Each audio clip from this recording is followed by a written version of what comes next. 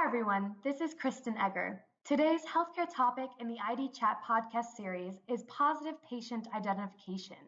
A common obstacle that the industry has faced is the inability of knowing with a high level of confidence who your patients claim to be prior to receiving care. Positive patient identification is accomplished through a design called identity proofing.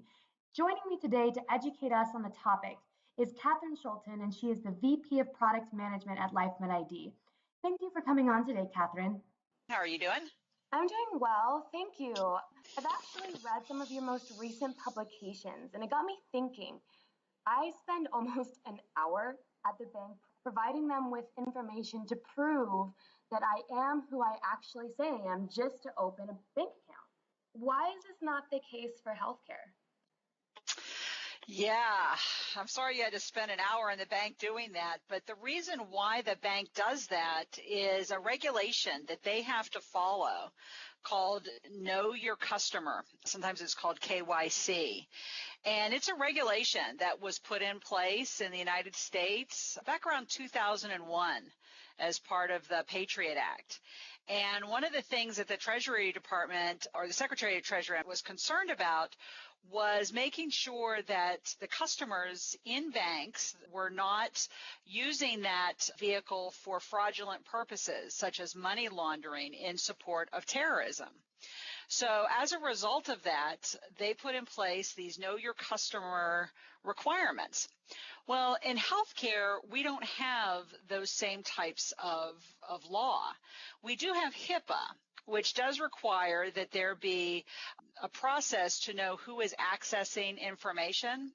And by that, I mean it could be an employee who's accessing the information, like a clinician or a nurse, but it could also be the patient themselves, or maybe a patient's proxy or caregiver who's accessing the patient's information.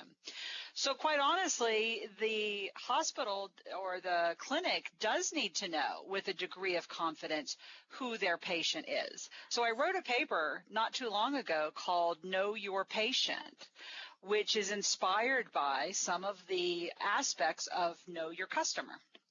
Now, we're not doing it for the same reasons to combat terrorism or money laundering, but it is still a good, solid process to know who the patient is so that you can ensure that you're giving the right people access to personal and clinical information.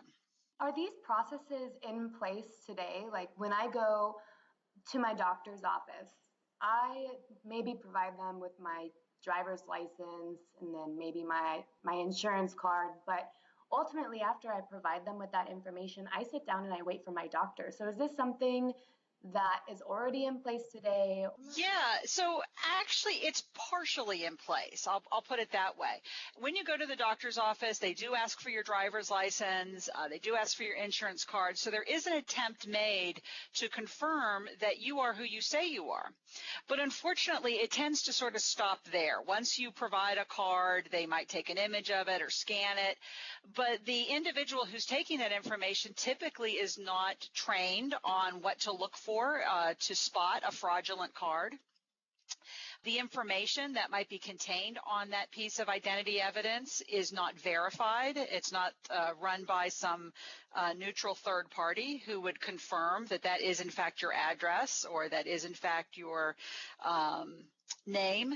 So we do some of the steps that you find in the Know Your Customer construct, but we don't take it to its logical end conclusion. We don't truly verify that information. So if a hospital was really trying to be assured that the individual who's presenting is who they say they are, they would not only collect those cards, but they would also put in some mechanisms for verification. And that's the critical missing step. What's the takeaway from that for healthcare providers across the nation? What next step is available to them or not that they can take in order to accomplish something like this? Well, some organizations might look at this and say, well, I'm doing good enough. There is no law that specifically requires me to do this, like know your customer in the banking sector. But I would advise that if you're going to the effort of collecting identity documentation, be confident that that actually does belong to that person.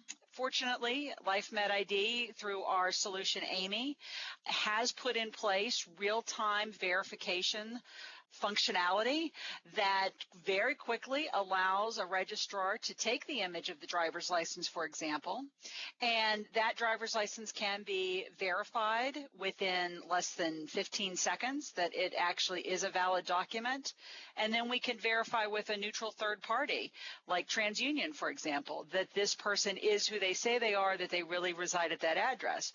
So for just a few more pennies added to that transaction or that step in the workflow, you can be assured that that person is who they say they are. To learn more about how Amy identity proofs patients, visit lifemedid.com. Catherine, thank you so much for joining us today. And to all of our listeners, stay tuned, same time next week for our next IDChat podcast topic.